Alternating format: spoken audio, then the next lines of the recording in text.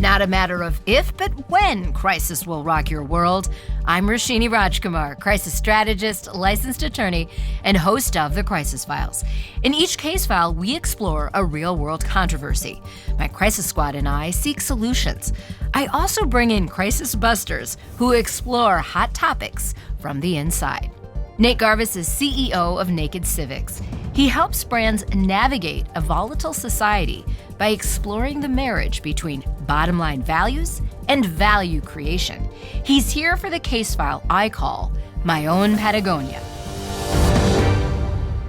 Nate, first of all, I want to thank you for coming in. I usually don't do this at the top of a pod, but you have been a friend, a mentor for many years. It is so great to have you in, and you are just the man to talk about this topic. We've seen brands get it right when it comes to social activism. A gold standard, you might say, is outdoor outfitter Patagonia. More seem to get it wrong. Is there an ideal way when it comes to social contracts? Well, first of all, I have to say thank you. Roshini, you've been such a dear friend for so long, and right back at you. It's a confusing time.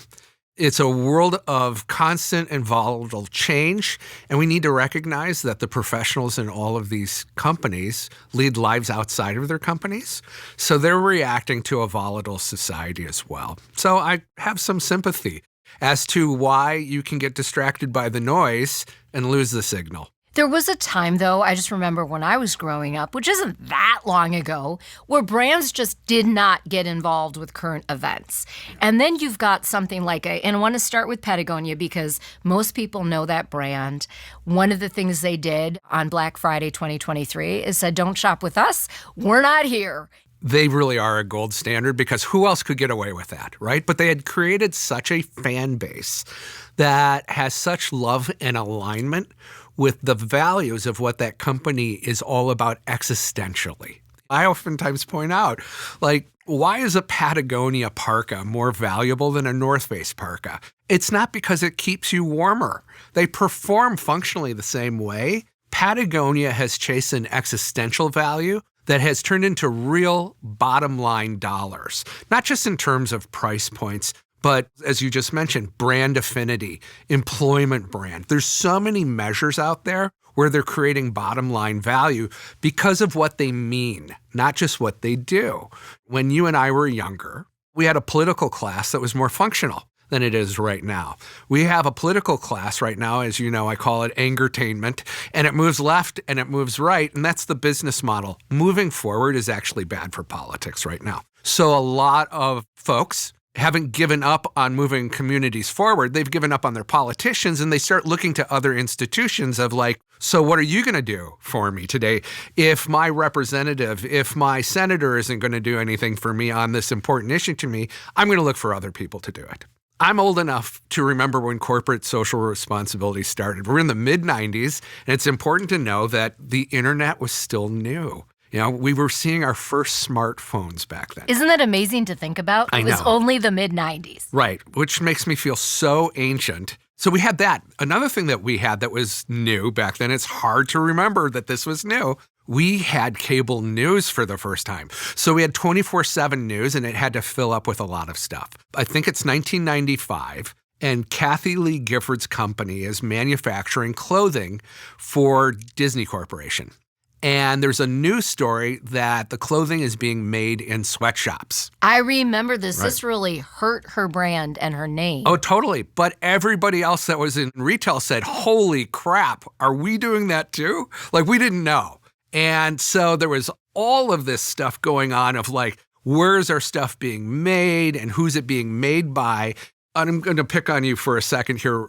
You're a smart woman with a smartphone. And that is actually what makes retail move, is highly educated, smart women with connections to the world. And if I know smart women like you don't sit on your values. You actually, put your values into practice. Try to live them. Right. So here's all these retailers saying, Roshini, here's a product. It's a cute cocktail dress. It's $29.95. We know you love it. And by the way, it's made in great working conditions. I guarantee you, we've done all the work. And you say, thank you very much. And you look at your phone and you go, is that made with organic cotton? And we went, holy crap, she cares about that too, right? So all of these societal matters were starting to be built into your value proposition. So we not only have an activated consumer class out there, we also have raised a generation to be very activist in nature. When you and I were younger, there may have been an issue or two that we would have aggregated around and protested and stuff like that, but it seems to be the shopping list has just gotten longer and longer and longer. And probably not enough of an issue or too many issues that would make us stop buying essential food items or those jeans that we loved. Like, I just don't remember a time when I was looking at it that way. We weren't. We don't have to go into why all of that is happening, but it has. Not only is it very easy and cheap to aggregate our political voices, it rewards the most angry voices.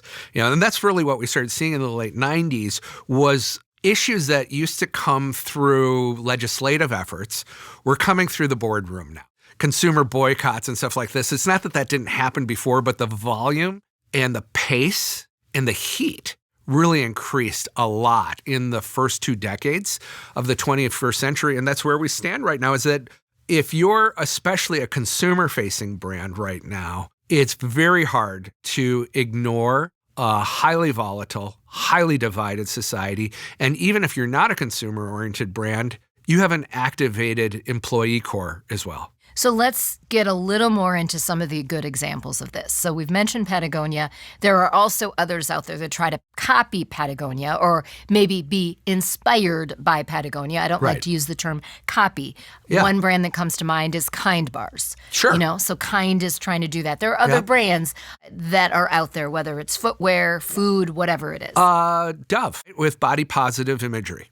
They're changing the standard of what beauty looks like. There's a lot of brands out there that actually are getting it right, or more right than wrong. But again, in this current society we live in, we don't really celebrate the people who are getting it right. Patagonia is a little bit different, and we can talk about some other brands, but we spend a lot more energy pointing out the people we want to throw rocks at. Right. Well, as an XTV reporter, it's because that's the A story, right? That's what leads the news.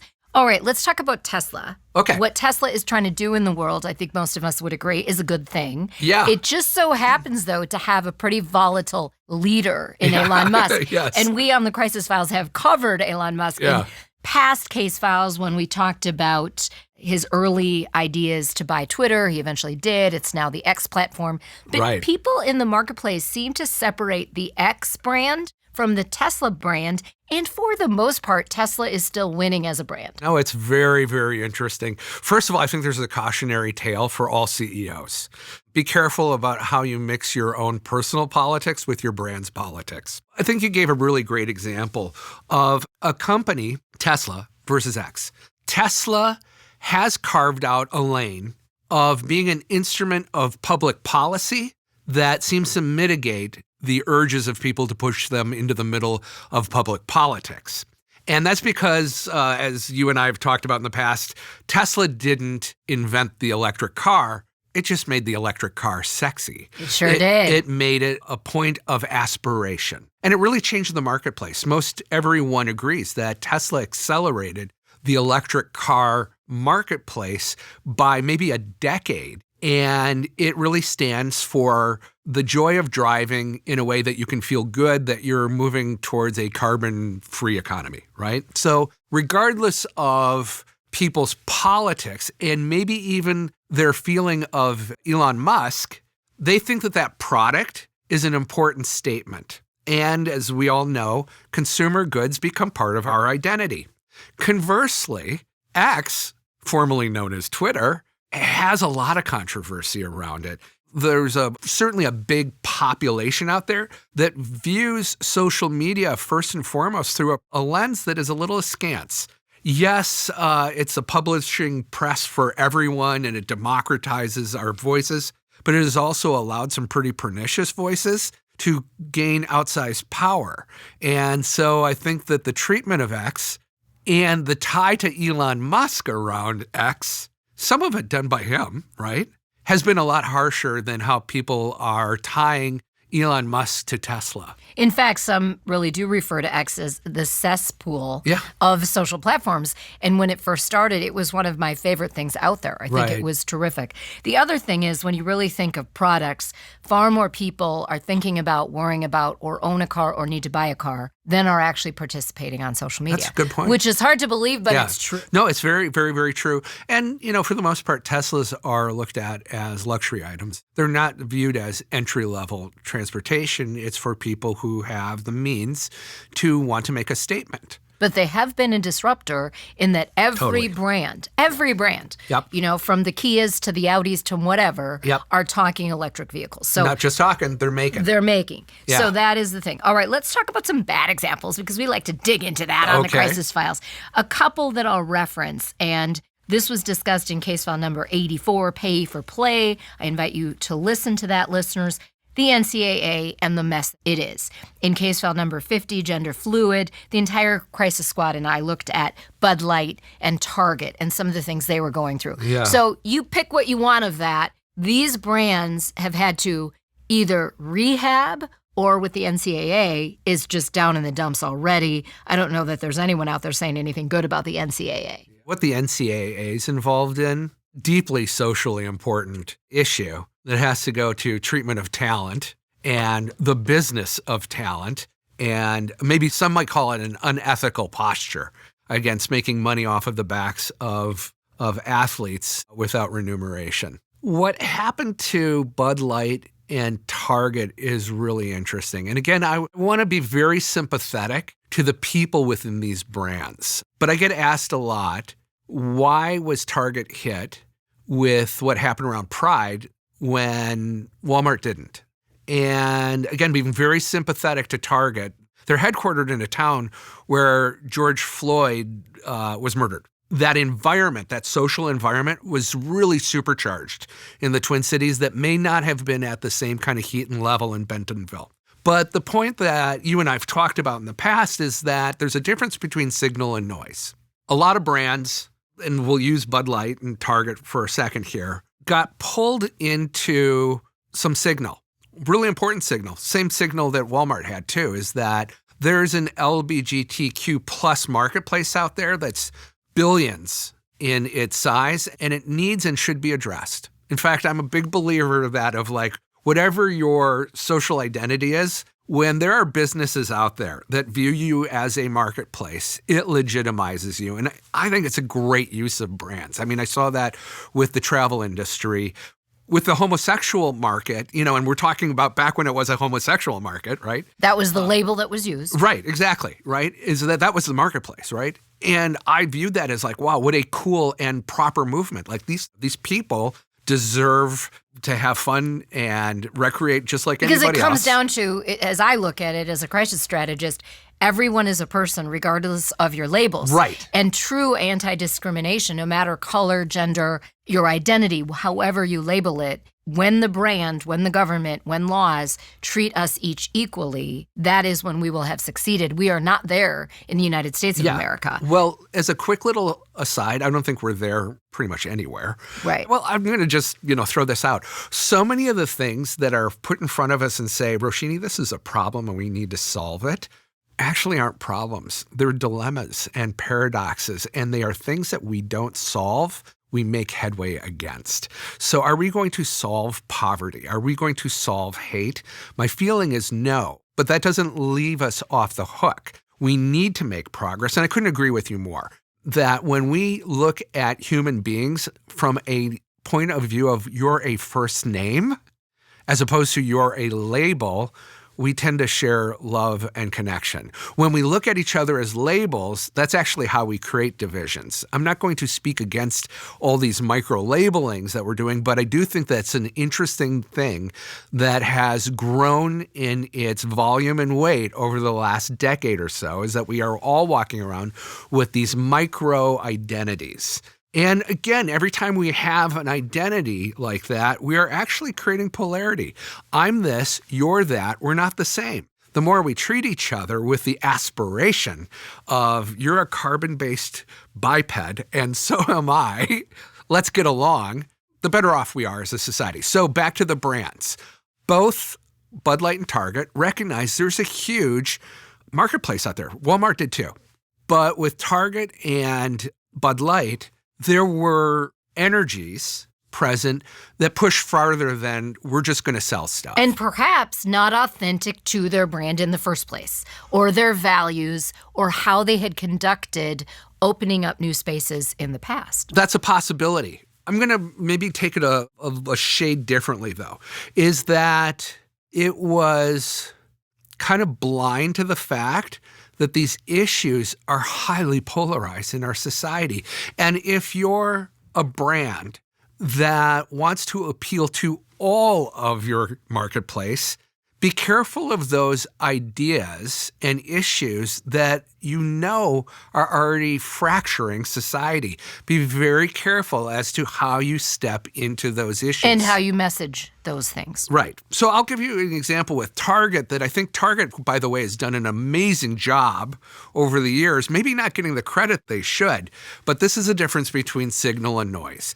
If you're going to throw yourself out as more of an activist, right? Going beyond just servicing, but actually being an activist behind an idea, pick those ideas that really drive your bottom line. It's the ultimate sustainability, right? I've learned over the years that if you ask people to do good things for society through compliance, people do just enough of it to not go to jail. Right. Well, they'll do just enough of it, and some bad actors will actually game it, which ruins it for everyone. If you ask them to do it out of charity and philanthropy, they may do and probably will do more of it. But if you ask people to do things that are good for society in a way that they benefit from it, they not only do a lot of it, they get better at it. And that actually is what moves society forward. It's not just that we want these ideas to progress. We actually want these ideas to improve. We want to improve the world. So why is Patagonia so valuable? Because Patagonia is using business, using clothing manufacturing to improve clothing manufacturing. I'm told that clothing manufacturing is the second dirtiest industry on the planet next to petroleum production. We don't think of that when we buy fast fashion, but fast fashion is pretty damaging. Takes a lot of energy. Tons of energy, right? So here's a lane for Target. We could be the Patagonia of mass merchants, right? We could democratize what it means to manufacture and produce and distribute, source clothing in a way that advances issues like water usage, because, for instance, cotton is incredibly water intensive, petroleum products used in synthetics, all that kind of stuff. And Target actually has been doing a great job of that. But maybe not messaging that good job that they're doing, because I don't think that's the story that's really out there. Yeah. All right. Let us look at maybe your wish list of brands. Is there anybody out there that you find right now is either working on or they've kind of landed at a great place that the rest of the marketplace should take some lessons from, and we as consumers should perhaps take a look at? Maybe we want to use them. The one that comes to mind is Delta. I'm not only a fan of Delta Airlines, I'm a huge customer of Delta Airlines, which means that I get a lot of seat time and I get to watch the videos, right? I don't know. It was a year or two ago that I was watching the screen in the seat back in front of me, and it was all about Delta planting trees, and you don't have to choose between travel and saving the planet. I think the line was, you don't have to choose between seeing the planet and save the planet. It's not that I don't want Delta Airlines to be environmentally sensitive. I was like, God, you guys could be so much more sophisticated about this. Like, show me that you're the first airline to be using sustainable fuels. That's a premium to me, right? That's using the airline to change the industry, just kind of like Tesla, right? That was kind of like my wish list. Well, lo and behold, I'm having breakfast a while ago with my friend Jeff Davidman, who works for Delta, and he tells me there's going to be some big news soon. And I said, what is it? He goes, well, we've created this conglomeration of people who are going to create sustainable airline fuel. I'm like, Jeff, that is absolutely brilliant. And I love it's like Delta they even read more. your mind when you're in their seat. I wish. You know, the fact of the matter is that, like, those are pretty smart people and Jeff's pretty brilliant. But the fact of the matter is that I really love that I got to see my wish come true, is that Delta Airlines, you know, part of an industry that has a big carbon footprint. And I'm a big believer, as you know, of seeing the world. I use the world as my classroom. So I don't want to give up on that.